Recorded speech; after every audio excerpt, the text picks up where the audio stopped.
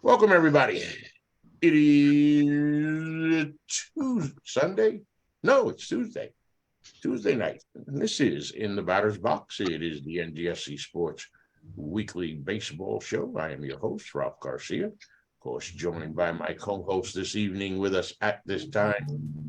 He is the host of the Enhanced Sports Show, 4 to 6 p.m. on Saturday. Hey, it's Tuesday, so we're 2 days behind the normal schedule.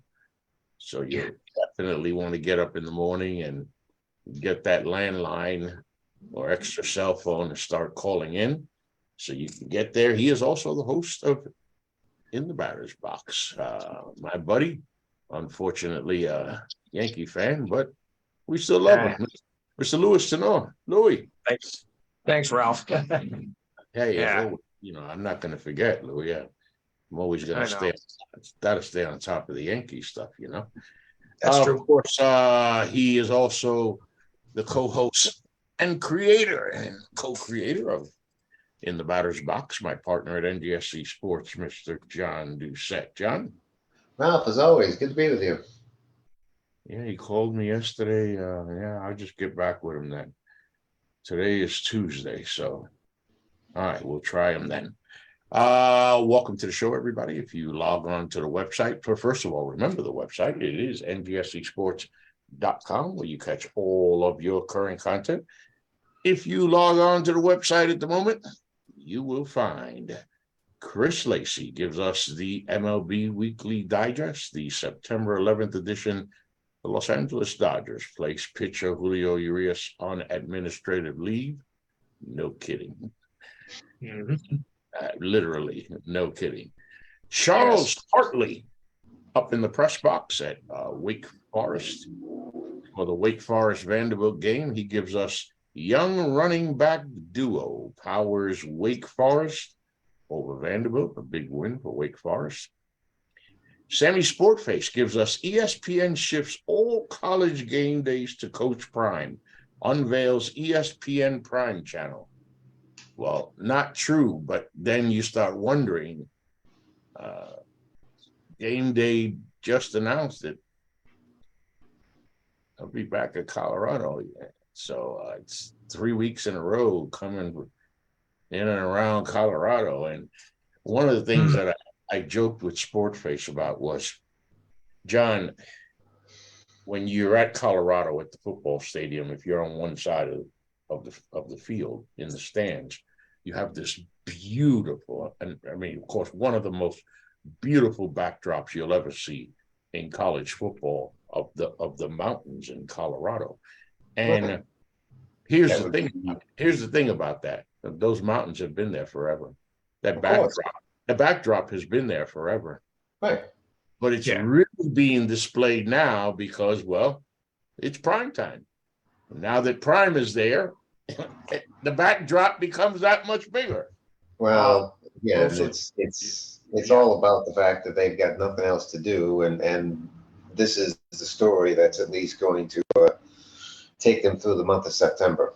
Well, it's a big story so far. A 1-11 team last year, 2-0, looking to go 3-0 this weekend against Colorado State. Of course, joining us at this time from his penthouse office in Chicago, El Papi, Alejandro Vargas. ¿Qué pasa, Pai? I'm good. A little tired. It's just too much running around. Trying to find a school for my kid, and on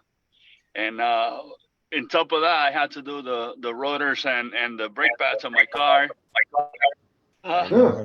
Fun stuff, man. I squatted like 500 pounds today. I didn't feel like it. I know how that is. Although I'm not going to do the work, I do have my mechanic at the ready to put some work in for my grandson's car so he can have a nice running car this weekend. Texas Southern Athletics gives us TSU football drops contest at Toledo. Bad title. Score too. Yeah, it should have said TSU football gets mauled at Toledo with a final score of 71-3. Yeah. It was 29-0 in the second quarter. And before the half ended, Toledo put up 3 more scores to make it 50-0 at the half. And not to be outdone, they put up 3 more in the second half for the final score of 71-3. Sammy Sportface also gives us college football's endless cavalcade of cliches comes craziness. No idea what he's talking about. None. No. Who knows? Yeah, we never know what Sportface is talking about. And then John gives us a look at Merrimack College Warriors men's basketball team. John, want to give us a quick preview on that? Well, this is a very important year for, actually not an important year, but it's a very good year for Merrimack because for the first time since they've been a Division I program, they're now eligible to play in the NCAA men's basketball tournament. They'll be the defending conference tournament champions when the season begins. A lot of turnover as well with 4 freshmen on that team and 6 grad students on the roster, so 10 new faces to play with for the upcoming season, but one that who knows? I mean, now that they are finally eligible to play in what everyone wants to play in if you're a college basketball player, good things could be happening for that program. All right. Stay tuned this year, of course, for John Doucette's coverage of Merrimack Sports, college basketball, college hockey. That'll come to you, of course, as always, on NGSCSports.com, where we never stop. Alejandro comes on time to talk baseball. And John gives us the first topic of the evening. John, you told me about George Kirby in Seattle. So what happened there? Friday night's start against the Tampa Bay Rays, George Kirby went 6 innings and threw 90 pitches and had the lead at the time the 7th inning rolled around. After the game, or actually he goes back out for the 7th inning and gives up the game-tying home run in Tampa Bay against the Rays. After the game, in his post-game press conference, he made the quote that he did not believe that after throwing 90 pitches, going 6 innings, that he should have gone back out for the 7th inning to pitch. And I think for a team that is playing for a playoff spot, which the Mariners are, I think that's the wrong kind of comment and the wrong kind of message to send to the rest of your clubhouse. Your unwillingness to go back out there and extend yourself to try and get to October is something that every player, regardless of position, should be wanting to do, and it appeared that Kirby was not interested. Hell was his problem.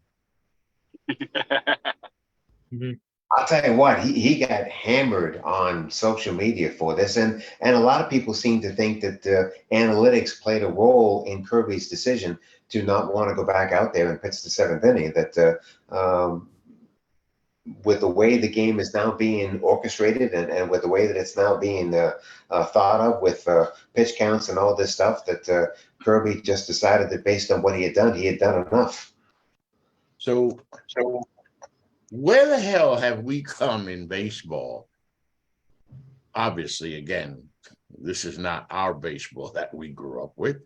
And I could only imagine what would have been waiting for George Kirby in the locker room from his teammates. If this was John 30, 35 years ago, he might have had a blanket party with him from his fellow pitchers. I would think that he would have not had a uniform the next day either.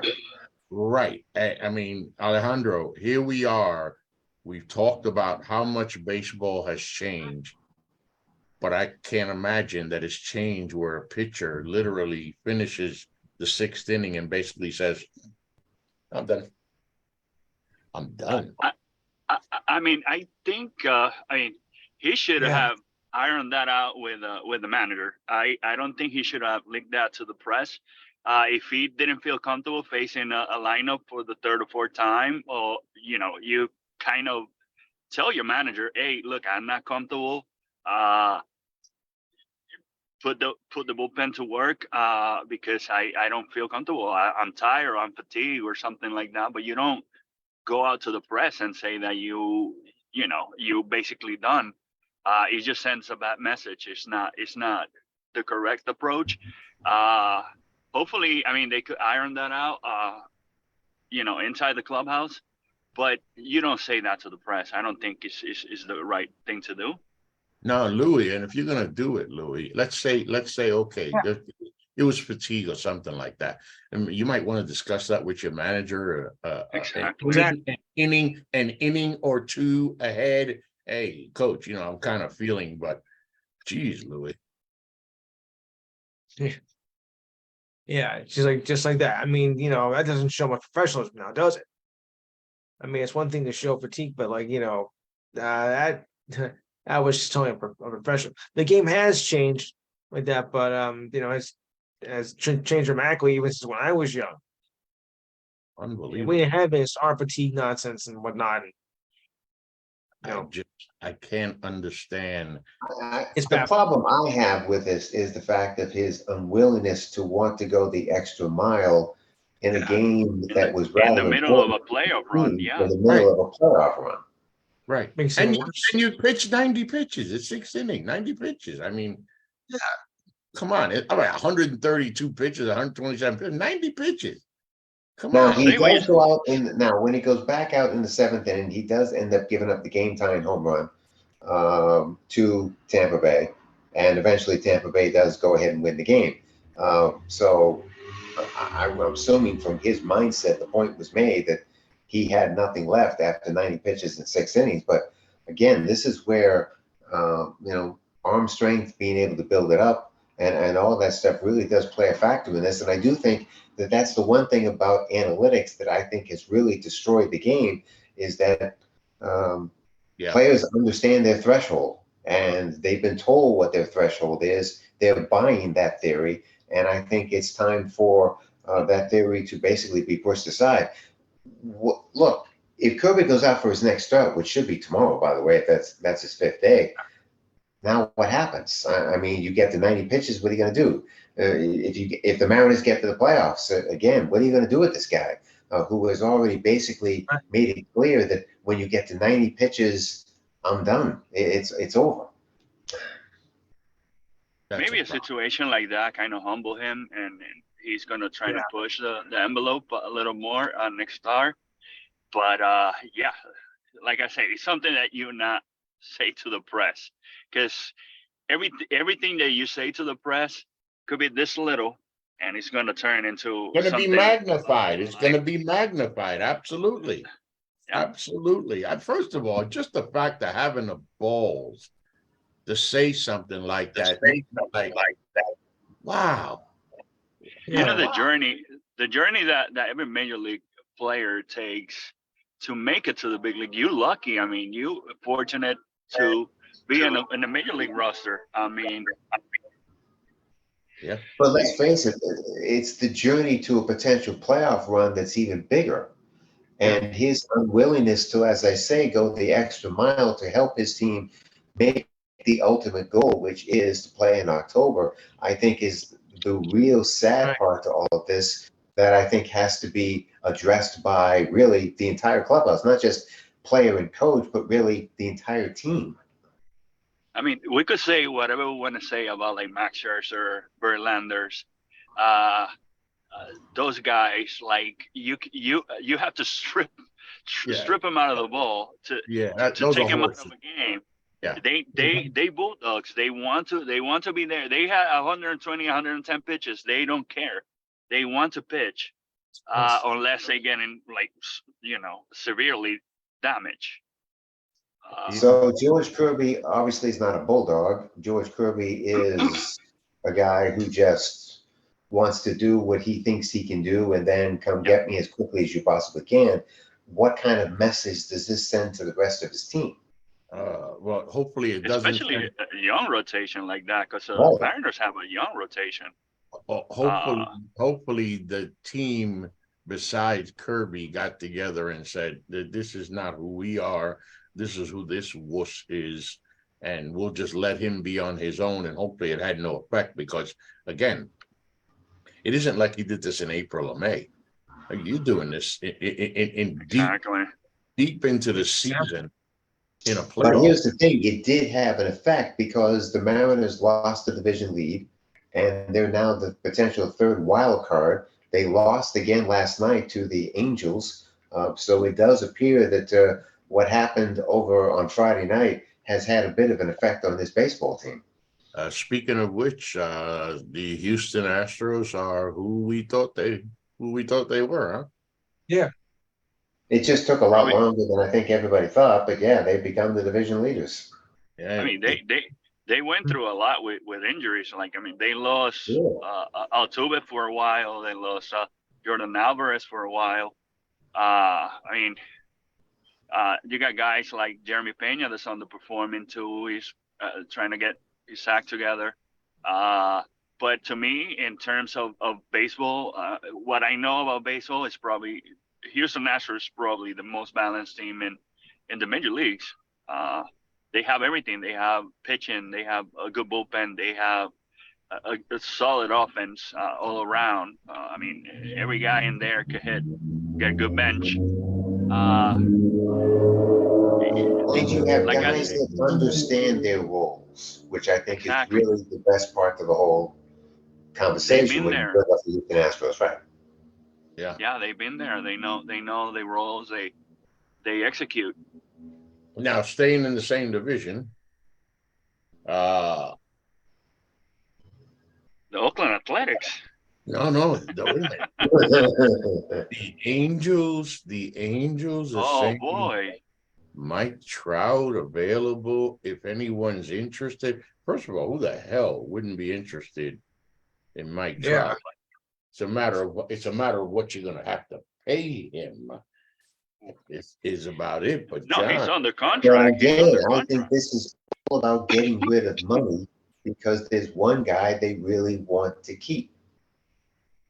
and again, it just shows how bass backwards the damn Angels are, because you want to keep Shohei and you're going to have to pay him your entire payroll, give him 10% of ownership, and you're not going to have any money for anything else. Anything else? Exactly.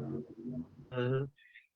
No, Well, again, as we talked about last week, the investment that the Angels have in this guy, the money that they're making off the field from this guy, I think is something that they just believe they can't afford to lose. It is one of the worst things that has happened to sports, and in this case, baseball. The Los Angeles Angels literally telling the entire league and the entire world, winning is not our an priority. option. We don't care about You winning. just say that. We want to make money. We just want to make money. And we know that if we keep Ohtani, listen, we're still not going to do shit, but we're going to make a lot of money. And tell you, Louis, again, Louis, damn it, I hate the Yankees, but I'm going to go back to the Steinbrenner days. George Steinbrenner spent money. George Steinbrenner spent a lot of money, but by God, he knew where to spend that money, and he was spending it with one goal in mind. So win. He wanted a World Series title, period. At all costs, he wanted a World Series. I tell you, as much as I hated them. Every year. Yeah. Well, that wasn't possible, but still. I mean, at least he got, got a good run of it. How could you be a manager and say you don't want to win? You just want to make money. What kind of a purpose is that? You're supposed to go in with the mentality of trying to win a World Series. You just want to make money. Sports. You don't care about your records. What are you, stupid? That's the game. That's part of that. Yeah.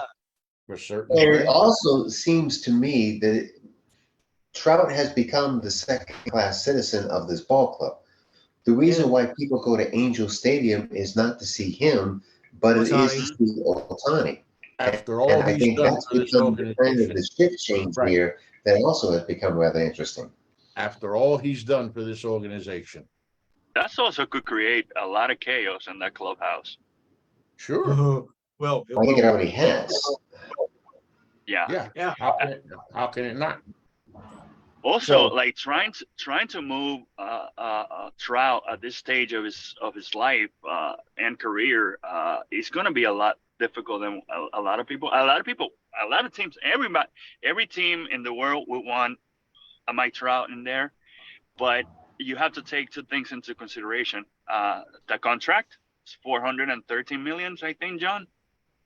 Something like that. Yeah. Something like that, right? And he has chronic back issues. Mm-hmm.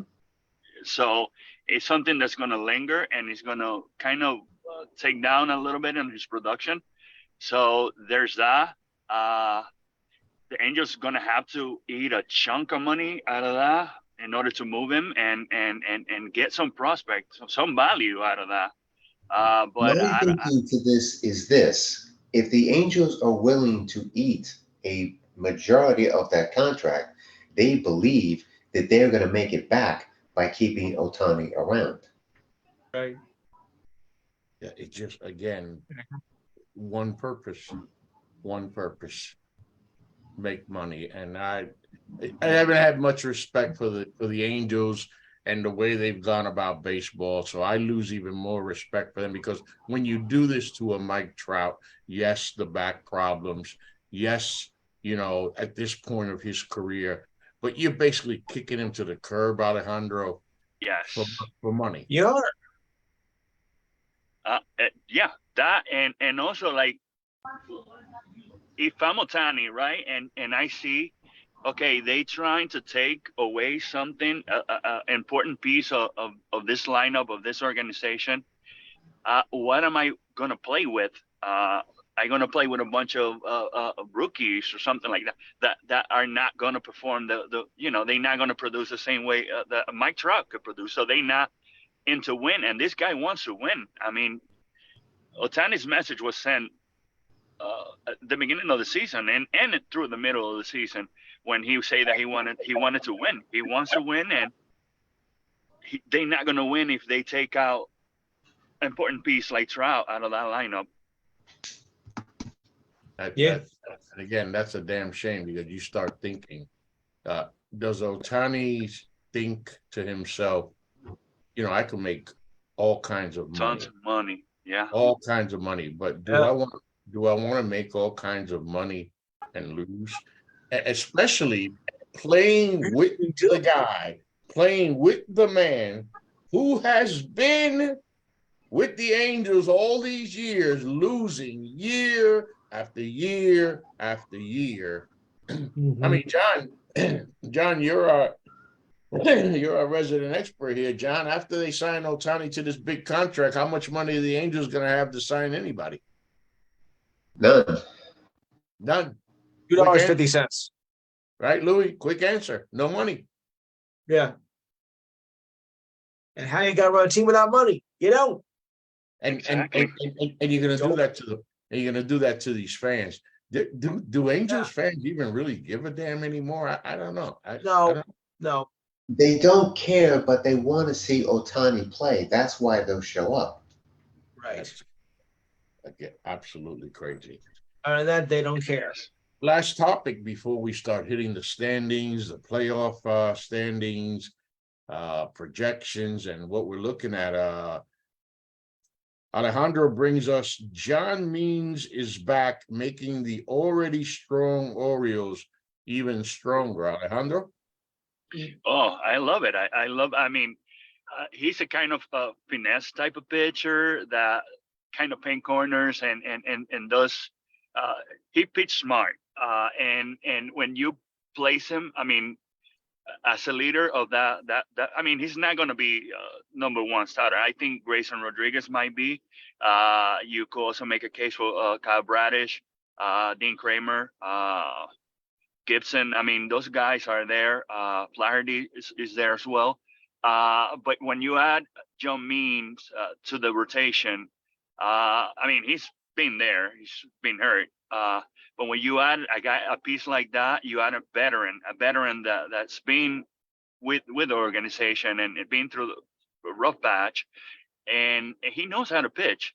And you basically you building up a super rotation whenever you get a left-handed guy like that, and you throw him in the middle of a Kramer or Grayson Rodriguez, Kyle Bradish, and then you throw John Means. This might be a dynasty in the making, guys. They are a serious force to be reckoned with. What have we been saying, Louis? Baltimore Orioles don't suck. No, No, they they don't don't. anymore. No. John, your thoughts on this?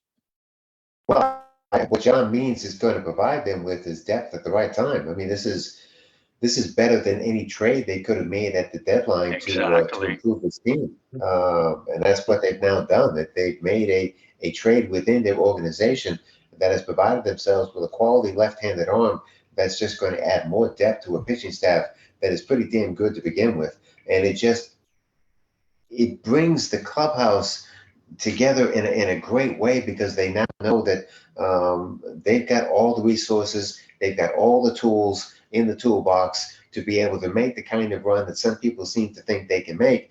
And I guess the question becomes what will be his role? Will you put him in the starting rotation? Will you put him in the bullpen to kind of be a middleman to kind of bridge the gap toward what is a very good back end of that bullpen? I think Means would be willing to do really any role just to be a part of this. And I think the willingness of the player to help the team makes it easier for the team to make the decision on how to use him. With a win tonight over the Cardinals, the Baltimore Orioles 93. will find themselves 40 games over 500. Mercy. Yeah. They got 92 wins, right? 91. As of today. They have 91. 91 wins right now. Oh, they rated to win like 105. Yeah. They're on pace to win about 105 games. Louis, you got a puzzled look on your face, Louis. What's that for? I didn't think that I didn't think in my lifetime I would ever see that again. With the Baltimore Orioles would win 90 or possibly even 100 games. I mean, it's just baffling. Yeah. I mean, it was only just a few years ago, say 2021, when they were still a dumpster fire. Look at them now. Losing 100 games. Losing 100 games. 100 Yes. games, yeah. Yeah, and then all of a sudden now you're on the cusp of winning the division. You're talking about an Oriole team who was a perennial 90-loss team. Every year, the Orioles had 91, 2, 4, 5 losses every year. For so long, it just became a habit. And, Alejandro brings up this point, John, that, we don't know about a dynasty yet. But this Orioles team certainly is working its way that if they don't win a World Series next year, that they may be the favorites next year. Well, look, there's a window of opportunity here that the Orioles really do have to take advantage of because you don't know what's going to happen down the road in terms of finances or injuries and all that stuff. So the window of opportunity for them is right now, and they really do need to take advantage of it just because they put themselves in this position. Quite a large window, John, because it could be a large window, but again, yeah, that's a good one, Alejandro. Yeah, it looks like a large window, right? It looks like a large window, but it doesn't mean it's going to continue to be a large window. I think that's the point here. There are plenty of things that can happen to this team going forward that closes that window real quickly. But in the meantime, while it's still open, as full as it is, you better take advantage of it because this may be your best opportunity to get to the top of the mountain.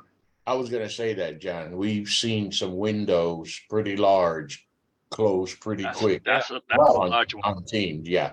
And really, all it takes is one mistake or one injury or one bad decision by ownership, manager, combination of the two, and all of a sudden that window that was wide open all of a sudden closes fast and it stays closed. I think the Orioles, I mean, they have everything going their way. They have everything going perfectly for them because not only these guys are young, they have control over those guys for a long time, maybe like 4 years, right? But they also have the right minds behind everything. Mike Elias, Brandon Hayes, a guy that he knows how to deal with this young talent. And when you have a manager like that, it's something that you can only go forward. And in my opinion, I think they're gonna. I'm not saying they're gonna win a World Series this year, but in the future, they should. very They soon, should. Yeah. What, Louis? very soon. It might be possible. It might be possible. I mean, I think You're a Yankee fan. No, Yankee no, fan. especially You Yankee have to stay fan, out of the Yankee fandom. You have to see it with a different perspective. because I think it is possible that they could represent the American League for the World Series. I'm not saying they're going to win it, but I think they have a good chance of representing the American League in the World Series. Much to my dismay, of course. It's either them or Houston. I think those are two pretty good You're going to teams. roll out the Texas Rangers? Texas Rangers they don't have bullpen. I don't like their bullpen. Besides True. I mean everybody else in there is vulnerable. Speaking of which, just like the AL Central. Yeah. Oh yeah. Speaking of which, the How Toronto. about that MVP race in the NL? Yeah, we're gonna go to the National League in a minute. Wow. In the American League, John, Toronto is of course, Tampa Bay's got the first wild card locked up. They've got a 8.5-game lead, 9-game lead, excuse me, on Toronto. But Toronto is at 80-64, a half game behind is Texas at 79-64, and another half game for a full game behind Toronto is Seattle at 79-65. And before you go anywhere, John, with this, even though it's a long shot, the Red Sox are 6.5 games out, and the Yankees are 7.5 games out. They're still not out of it yet either. No, they're not. Nope. Now, the Blue Jays and the Rangers are playing each other right now. So that makes that a little interesting. And again, as I said last week, the Red Sox have the 6-game road trip coming up where they play 3 games against Toronto and 3 games against Texas. And so that'll be that's going to be the put up or shut up trip, basically. Because when that trip is over, either they're still involved in it or they're done. So that's looming for them.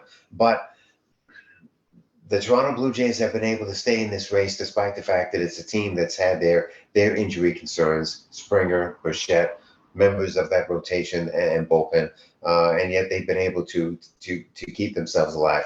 The Texas Rangers really are the team here. That snowball that started in the wrong direction has been a snowball that nobody's been able to stop or slow down. Bruce Bochy hasn't been able to do it. That team hasn't been able to do it. And I think because that snowball is starting to really build itself, I think the Texas Rangers end up being the team that finds a way to not be in the mix when it's all said and done. It's going to be a hell of a I agree with you. I agree with you. And also, Adolis Garcia is going to miss some time. He's a big chunk of that offense. But, besides the rotation and they have a great lineup, I just don't see them advancing with that bullpen. I think that there's some pieces there that are solid, but not entirely the whole thing. I mean, you're missing parts there. The problem I have with the Texas Rangers is that they're finding creative and in some ways not so creative ways to lose games. And when you start doing that, it doesn't stop. Yeah. And you're doing it they play really good yesterday. They play really good yesterday. And you're doing that at the wrong time, John. Right. You're doing it at the wrong time. The wrong time of the season. Louis, what's going on in the Bronx? Well, it's still 6.5 out. We had a very doozy of a game on Sunday. We didn't get a score the 11th inning, and then we tied it up, and then we won it on a wild 13th inning, the longest game they played this year. And that, I think, gave the Yankees a little bit of spark. I mean, winning against the Red Sox today. So I wouldn't count them out. The Yankees, have been struggling the past couple of weeks, but now they're starting to find their groove back. Sorry to disappoint you, of course, but But the American League has been, very competitive all year, and I think it's going to come down to the last week of the season to see who's going to end up in the wild card spot. So I'm not ruling anybody out yet. I don't think. Well, I don't think Louis would rule out the Yankees if they were 10 games back with one game left. Yeah, with 2 to play. No, I do Louis. find it interesting that when the old timer game finally took place and they brought back what was Yeah. it, the last that David Wells decided to put tape over the logo that was on the uni because he is not a Right. fan of Nike. You know, just do what you're supposed to do and just stop trying to make statements because nobody cares anymore about you. Just do what you're supposed to do and be done with it. Yeah. Yeah. What did he say? He's not a fan of Nike. He doesn't like Nike. Nike's the logo Right. that's on the Yankee uniform, and so he decided to put tape over the logo because he's not a fan of the company. I mean, stop trying to be the reason why people pay attention to you. Just do what you're supposed to do and be done with it, Yeah, and go home. Oh boy. and go home. Exactly. Clock in, do your job, clock out, go home, shut the hell up, and move on. I mean, Right. You want your 15 minutes of fame in 5 minutes. Come on. Yeah. Your time has passed. In the National League, the beauty of the National League is there are 6 teams in the wild card chase. Philadelphia, of course, 3.5 games up. But they all don't play each other. That's the problem. They all don't play each other. Yeah, they all what? They all don't play each other. Well, that's a damn shame. That's what the schedule does. But Philadelphia, of course, the leader of the pack, the Chicago Cubs, 2 games back in the second wild card spot. The Arizona Diamondbacks find themselves in the 3rd spot. Let's see, 3.5 games back of Philadelphia. And then the Marlins, the Giants, and the Reds are within 2 games of the last wild card spot. I'll tell you what, I'll tell you the team that I think really deserves a lot of credit here, and that is the Chicago Cubs. They very easily, at the trade deadline, could have traded both Cody Bellinger and Marcus Stroman and gotten a ton of prospects for both of those guys. They decided instead to keep those 2 guys because they thought there was a glimmer of hope that they could make a playoff run. And not only has that become more than a glimmer of hope, they're right there. They're in the playoff mix if it was to start tomorrow. Yeah, they have been playing good baseballs, and they made that decision, and that was a hell of a decision to make. You know, when you pull the trigger on what do we do, you know, like you said, they could have gotten a hole for Bellinger and Stroman, and yet they decided, no, we're going to go ahead and give this a shot. And so, at least so far, it's a good decision. Yeah. Yes. It worked. It worked.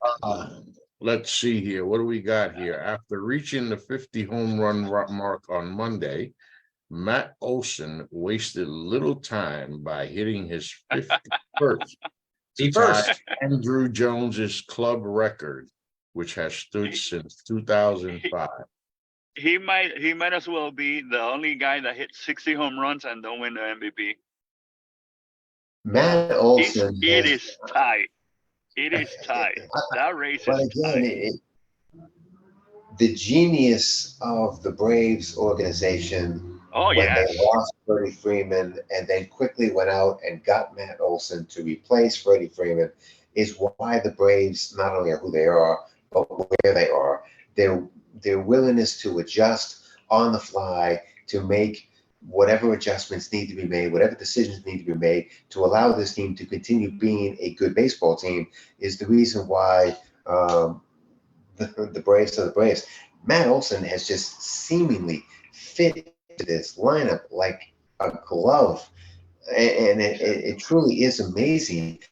I never thought Matt Olson had this kind of power, and I never thought of course not. Now, granted, he was playing in a ballpark in Oakland that was not conducive to the idea of hitting 50 home runs. This is true, but still,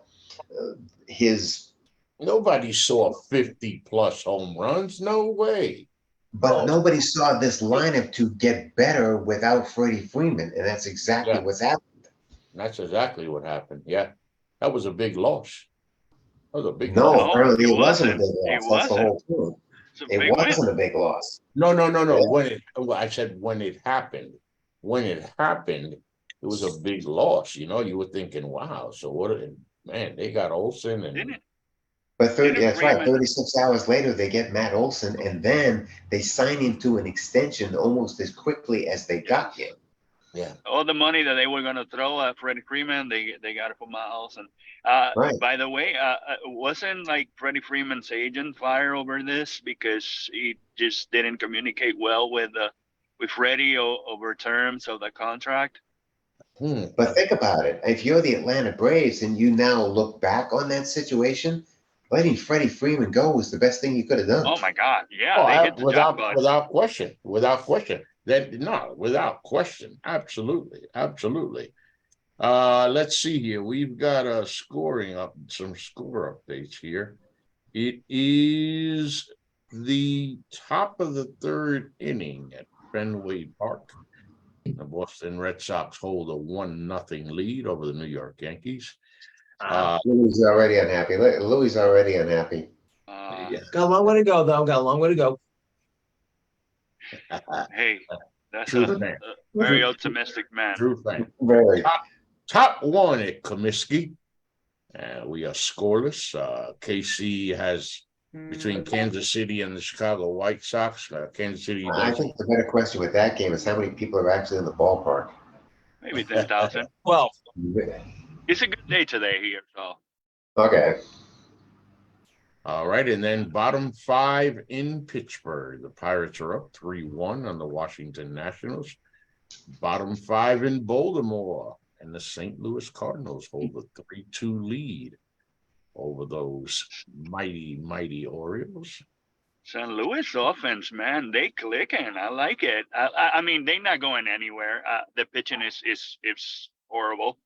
The manager's horrible. But I love Anything good? Anything good to say? The offense. The offense is just they clicking on all cylinders. I mean, you got guys like Nolan Gorman hitting balls everywhere. Jordan Walker, the rookie. I mean, he's coming up big time for the Cardinals. Mason Wynn making plays.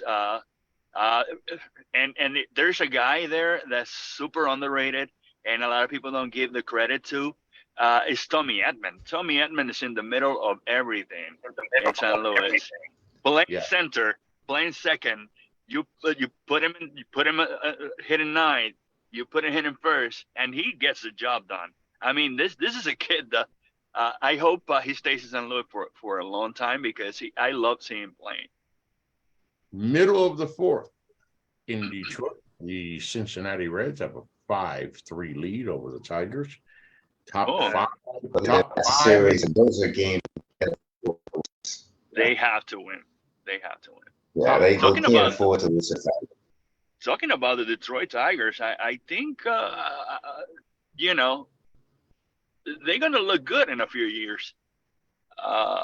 Well, certainly, getting Cabrera's contract off the books is going to be a big help for that team. Yeah, I think so. That's going to be key there. But I also like that young core of players that they have. The pitching, especially. I mean, Skubal, Reese Olson. Reese Olson is a guy that's, nobody has talked so much about him, but he looked really good in the mound. I do like Matt Moon too. Yeah, and the hitters. I mean, Torkelson is he's hitting bombs. I feel like from him, though. Oh, they're gonna need a lot more from everybody else, and they're gonna have to add some pieces. But the Detroit Tigers, I like the direction they're going. It's a team that maybe in 2 years, 1 year, they're gonna make a lot of noise. I'm not saying they're gonna win a World Series, but who knows? They look good. They're in a division where the idea of having to move up is really not that big a step. Yeah, I'm saying they won't. Top five in Philadelphia, the Atlanta Braves are up 6-1 on the Phillies, top 5 in Toronto, and the Texas Rangers hold a 2-0 lead in a big series between Texas and Toronto. All right. Well, again, but these are games that the Toronto Blue Jays can't afford to lose either. No, they can't. No. And who's pitching for Toronto? That is a good question. Let's see. Barrios? Let's see what we've got here. I'll open this up right here.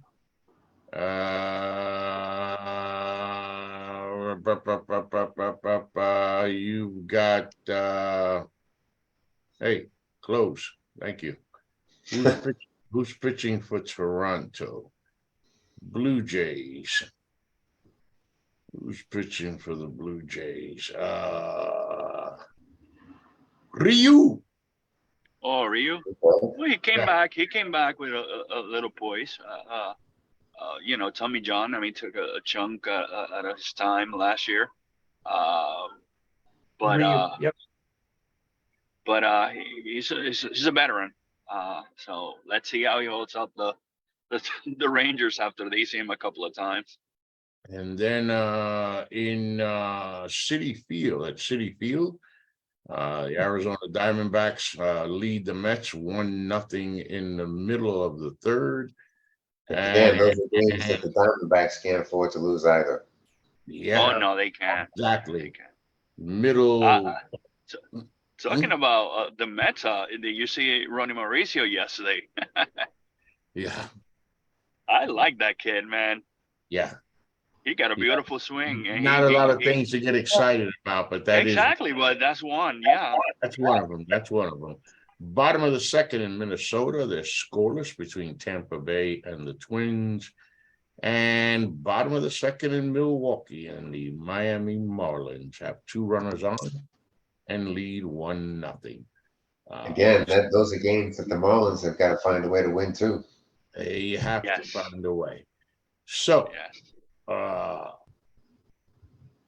you know, here we are. I mean, it's September the 12th, guys.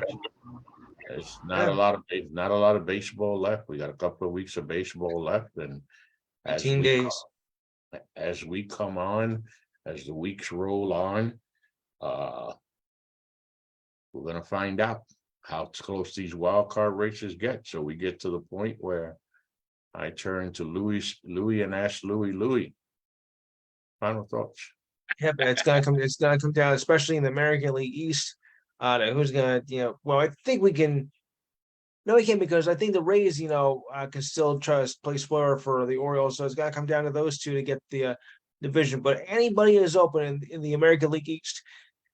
As for the American League Central, the comic tragedy of them, they're still horrible, all except for the Twins. But everybody else, that division is a disgrace. I mean, really, when they win at 3 divisions, they mess the whole system up. I bet you want the Yankees to be in that division. Right. Huh? Look how you change, right? But once upon a time, there were 2 divisions. We didn't have this stuff. Now you got 3 divisions, and there's always one division that's always the most pathetic of all. You got 4 out of the 5 teams that are below 500. Just a complete joke. Wow. Yeah. There's some final thoughts for you. Wow. Shoot. Louis, tell us how you really feel, Louis. I mean, sorry, I just wanted for gentlemen to say that. Wow. Alejandro, final thoughts. Everything is working out well. For like in terms of like division. I mean, there's a lot of guys, a lot of teams that I wish it would have been a little better this year. But one thing that is getting me excited is the NL MVP race and how tight everything is in there. I mean, you guys got contenders like Olsen, Acuna Jr. You got to put Austin Riley in there. You got to put Mookie Betts. Mookie Betts is probably runner up, and Acuna maybe first right now. But man, Freddie Freeman, don't forget about him. I mean, it's gonna be really an interesting couple of weeks to watch who's gonna take that award. In the American League, we all probably know that Shohei Ohtani is gonna win it. But yeah, I kind of looking forward to see how the whole season unfolds. John, final thoughts. Look, I think the one underrated thing to all this is that the balanced schedule has worked. You have so many series in the month of September that are rather important that I think had you gone with the old format, you wouldn't have had these series being played, and consequently you'd have the teams trying to figure out how to get to the playoffs without necessarily having to play the teams they needed to play. But this balanced schedule has really worked out and has provided the month of September with a lot of important baseball that's being played. Yeah. And my final thought is a story brewing, pun intended, brewing in New York as Milwaukee Brewers executive, a long time crazy New York Met fan who was raised on the Upper East Side of Manhattan, David Stern. Sources are saying that David Stern will be named president of baseball operations with the New York Mets. That he supposedly is signing a 5-year deal. Of course, those terms won't be made official till after the season. He's still on the contract with the Milwaukee Brewers. So obviously, as a Met fan, looking to see what Stearns brings. We're talking about an organization that I wonder if not only does Stern end up in New York, but does Craig Counsell come with him? Wow. John, you always surprise me with things. That's a good one. That's a good one, John. Good thing about that also, Eduardo, my friend Brizuela, might move up the ladder there to president of to operations. Me, if David Stern is going to take over the Mets, Buck Showalter is not sticking around.